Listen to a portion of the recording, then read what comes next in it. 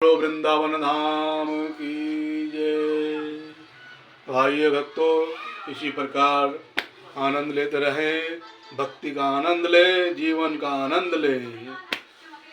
प्रथम अंत, 5वां अध्याय, अविद्या आदि विविध सर्गों का वर्णन। ओम नमो नारायण नमः।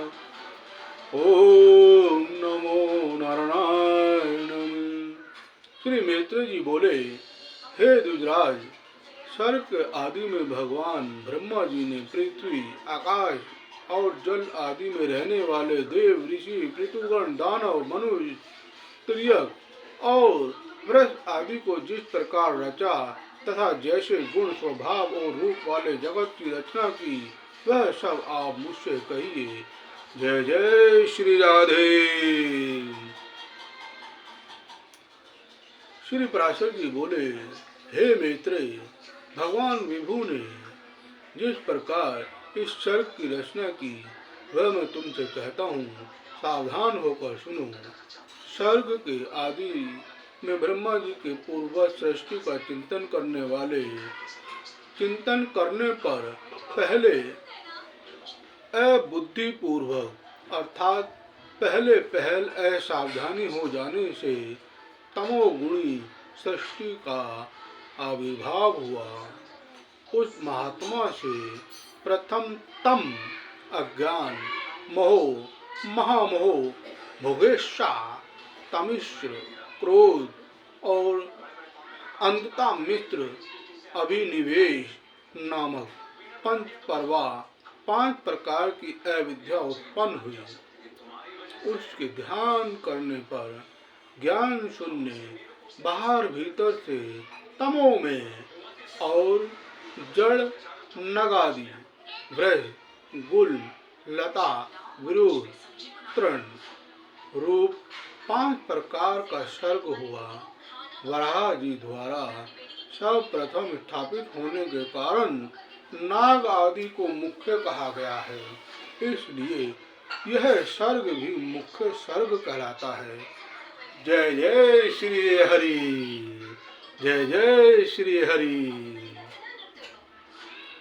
उस सृष्टि को पुरुषार्थ की असाधि का देखकर उन्होंने फिर अन्य सर्ग के लिए ध्यान किया तो त्रियक स्त्रोत सृष्टि उत्पन्न हुई। यह सर्ग वायु के समान तिरछा चलने वाला है, इसलिए त्रियक स्त्रोत कहलाता है। हे पशु पक्षी आदि नाम से प्रसिद्ध है और प्राय तमो में अज्ञानी, विवेक रहित, अनुचित मार्ग का अवलंबन करने वाले और विपरीत ज्ञान को ही यथार्थ ज्ञान मानने वाले होते हैं। ये सब अहंकारी, अभिमानी, 28 वदों से युक्त, आंतरिक सुख आदि को ही पूर्णतया समझने वाले और परस्पर एक दूसरे की प्रवृत्ति को न जानने वाले होते हैं। श्रीमन नारायण नारायण हरे हरे, जीवन नारायण नारायण हरि हरि, जीवन नारायण नारायण हरे हरे, श्रीमन नारायण नारायण हरे हरे, श्रीमन नारायण हरि, श्रीमन नारायण नारायण हरि हरि, श्रीमन नारायण नारायण हरे हरे, श्रीमन नारायण नारायण हरि हरि, श्रीमन नारायण नारायण हरे हरे, जीवन नारायण नारायण हरि हरि, जीवन नारायण नारायण हरे हरि, जीवन नारायण नारायण हरि हरि, रुक्मन नारायण नारायण हरे हरि, रुक्मन नारायण नारायण हरे हरि, जीवन नारायण नारायण हरि हरि। बोलो बांके बिहारी लाल की जय, बोलो वृंदावन धाम की जय। बद्रिका धाम की जय। जय जय श्री राधे, जय जय श्री राधे, जय श्री राधे। उस सर्ग को भी पुरुषार्थ का असाधक समझ पुण्य चिंतन करने पर एक और सर्ग हुआ। वह उद्धव स्तोत्र नामक तीसरा सात्विक सर्ग ऊपर के लोकों में रहने लगा। वे उद्धव स्तोत्र सृष्टि में उत्पन्न हुए प्राणी, विषय सुख के प्रेमी, ब्रह्मा और आंतरिक दृष्टि संपन्न तथा ब्रह्मा बाह्य और आंतरिक ज्ञानयुक्त थे। यह तीसरा देव सर्ग कहलाता है।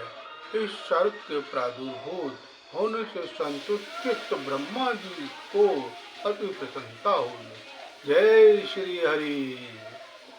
फिर इन मुख्य सर्ग आदि तीनों प्रकार की सृष्टियों में उत्पन्न हुए प्राणियों को पुरुषार्थ का असाधक जान उन्होंने एक और उत्तम साधक सर्ग के लिए चिंतन किया। उन सत्य संकल्प ब्रह्मा जी के इस प्रकार चिंतन करने पर अव्यक्त प्रकृति से पुरुषार्थ अर्थ साधक अर्वा स्तोत्र नामक सर्ग प्रकट हुआ। इस सर्ग के प्राणी नीचे पृथ्वी पर रहते हैं, इसलिए वे अव्यक्त स्तोत्र कहलाते हैं।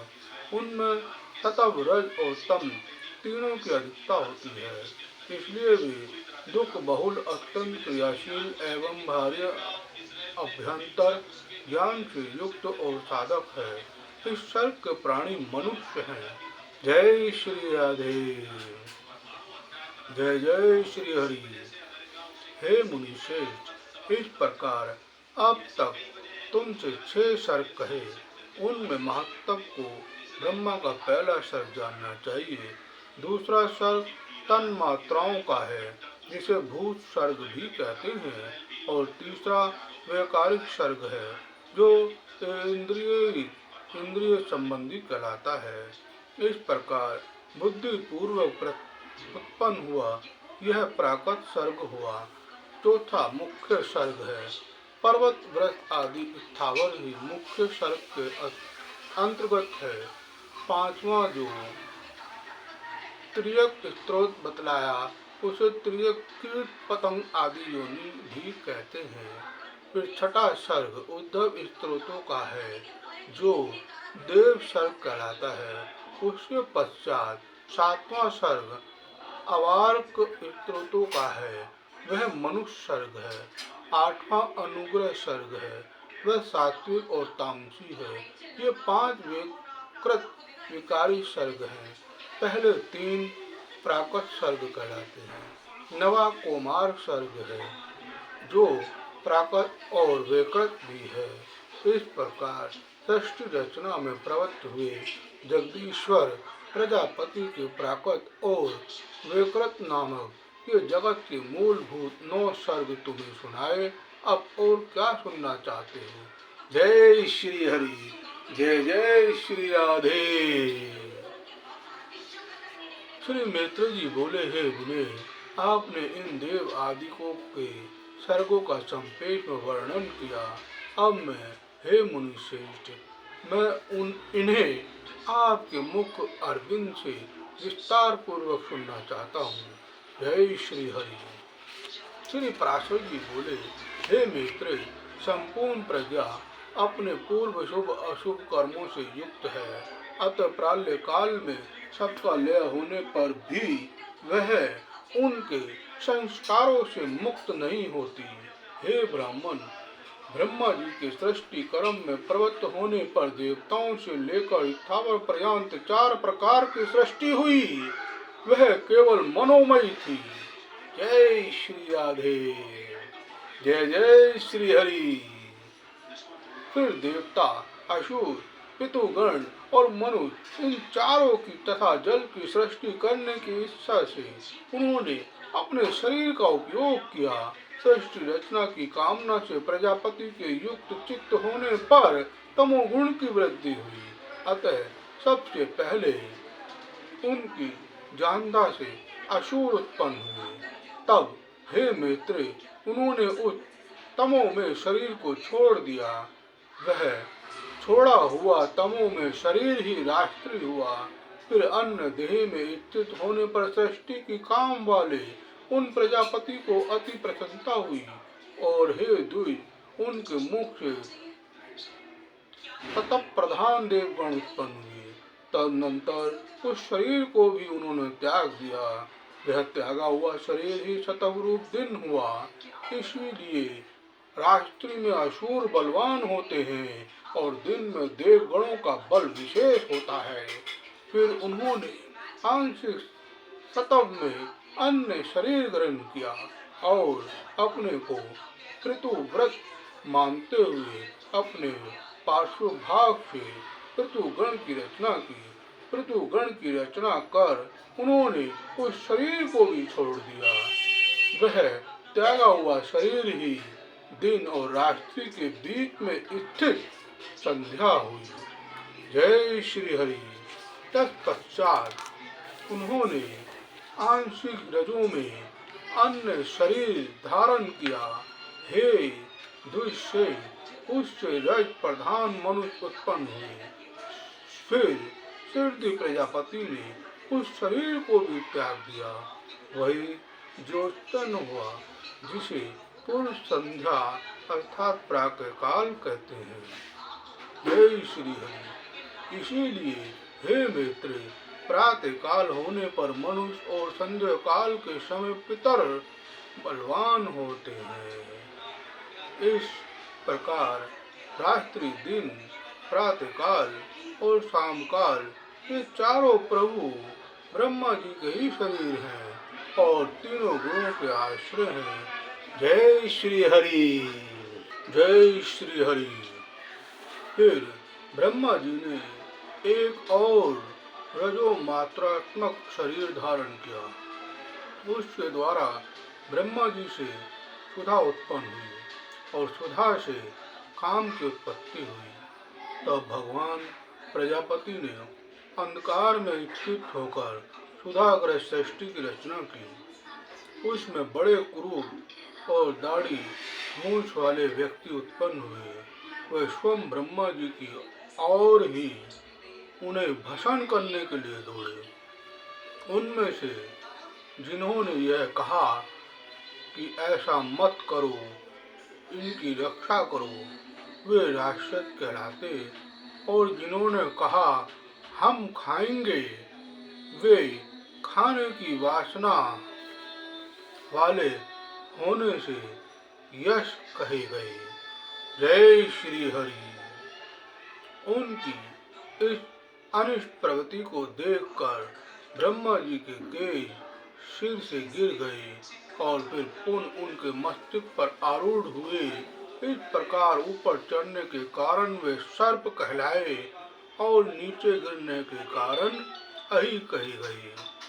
तदनंतर जगत रचयिता ब्रह्मा जी ने क्रोधित होकर क्रोध युक्त प्राणियों की रचना की।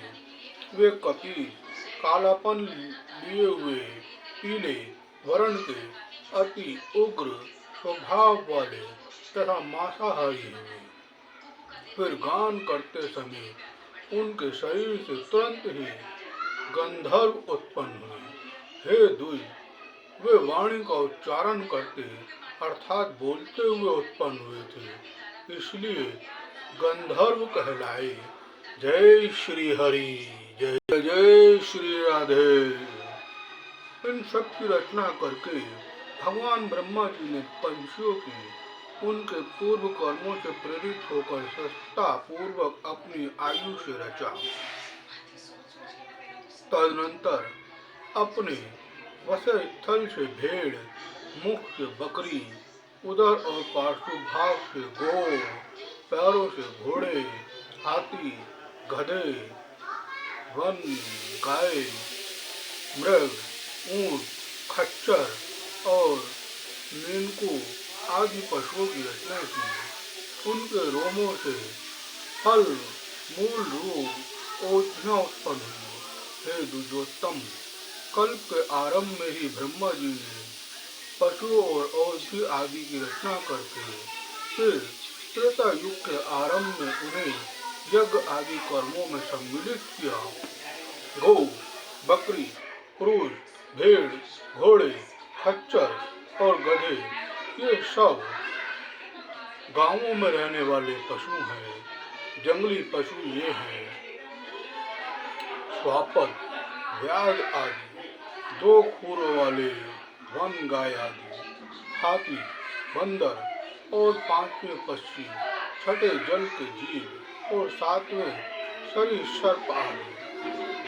फिर अपने प्रथम पूर्व मुख से ब्रह्मा जी ने गायत्री, ऋत, त्रिवेद-सोम, प्रथंतर और अग्निष्टोम यज्ञों को निर्मित किया।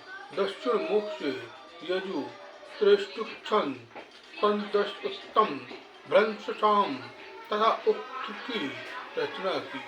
पश्चिम मुख से शाम, जगति छंद, सप्तदशोत्तम, वेरूर और अतिरात्र को उत्पन्न किया तथा उत्तर मुख से उन्होंने एक विसंति स्तोम अर्थुवेद, अपतोर्यमाण, अनुष्टुप छंद और विराट की सृष्टि की। जय श्री हरि, श्री हरि, जय जय श्री राधे। इस प्रकार उनके शरीर से समस्त ऊंच नीच प्राणी उत्पन्न हुए। उन आदि कर्ता प्रजापति भगवान ब्रह्मा जी ने देव, असुर, ऋतुगण और मनुष्य की सृष्टि कर तदनंतर कल्प का आरंभ होने पर फिर यह पिशाच, गंधर्व, अप्सरागण, मनुष्य, किन्नर, राक्षस, पशु, पक्षी, मृग और सर्प आदि संपूर्ण नित्य एवं अनित्य स्थावर जंगम जगत की रचना की। उनसे जिनके जैसे जैसे कर्म पूर्व कल्पों में थे, पुण्य सृष्टि होने पर उनकी उन्हीं में फिर प्रवृत्ति हो जाती है। उस समय हिंसा, अहिंसा, मृदुता, कठोरता, धर्म, अधर्म, सत्या, मिथ्या ये सब अपनी पूर्व भावना के अनुसार उन्हें प्राप्त हो जाते हैं। इसी से ये उन्हें अच्छे लगने लगते हैं। जय श्री हरि। इस प्रकार प्रभु विधाता ने ही स्वयं इंद्रियों के विषय, भूत और शरीर आदि में विभिन्नता और व्यवहार को उत्पन्न किया। उन्हीं ने कल्प के आरंभ में देवता आदि प्राणियों के वेद अनुसार नाम और रूप तथा कार्य विभाग को निश्चित किया। जय श्री हरि। ऋषियों तथा अन्य प्राणियों के भी वेद अनुकूल नाम और यथा योग्य कर्मों को उन्होंने निर्दिष्ट किया है। जिस प्रकार भिन्न भिन्न ऋतुओं के पुनः पुनः आने पर उन्हें उनके चिन्ह और नाम रूप आदि पूर्वत रहते हैं, उसी प्रकार युग आदि में भी उनके पूर्व भाव ही देखे जाते हैं।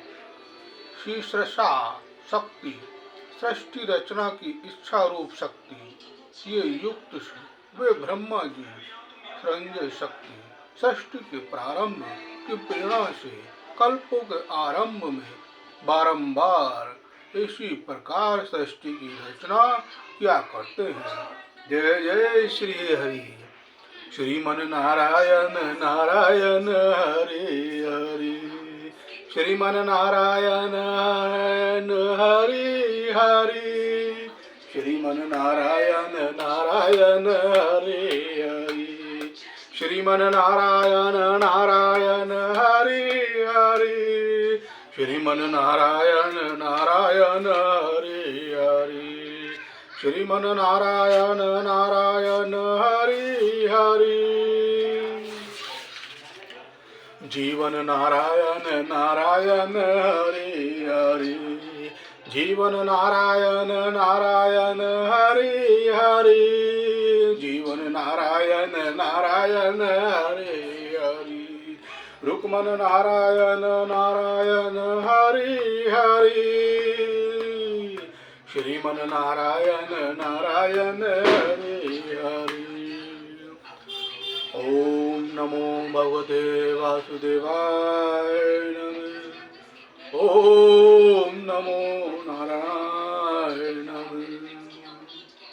बोलो वृंदावन धाम की जय, बोलो बांके बिहारी लाल की जय, बोलो ब्रज की जय, बोलो बद्रिका धाम की जय, बोलो गया जी धाम की जय, बोलो श्री शिव शक्ति महाशक्ति हनुमान दरबार की जय।